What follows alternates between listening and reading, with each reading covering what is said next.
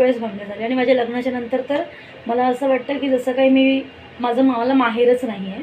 आणि सिरियसली सांगते, लिटरली माझ्या लग्नाला आज 6 वर्ष झाली आहे आणि मला नाही आठवत आहे अजून की मी माहेरी एक रात्र तरी काढली आहे का नाही. कारण माझं लव्ह मॅरेज आहे.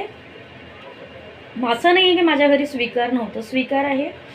पण एखादी व्यक्ती जर जे असं काही करणार नसते, तिने काही असं केलेलं असतं की ज्याच्यामुळे सगळे तिचे दुश्मन होतात. माझ्या लाईफमध्ये सगळे असे कोण नाही आहेत. खूप बोटावर मोजतील इतकेच लोक आहेत. तरीसुद्धा त्यांना असं वाटलं की मी कधीच असं नाही करू शकत आणि मी केलं, असं झालं. पण मला नाही वाटत की मी काही चुकीचं केलं.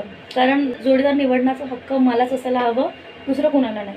आणि मी तो निवडला आणि खरं सांगू, मी खूप खुश आहे. मला नाही वाटत की माझी मम्मी मला म्हणजे एवढा चांगला मुलगा शोधून दिली असती जे मी शोधले माझ्यासाठी.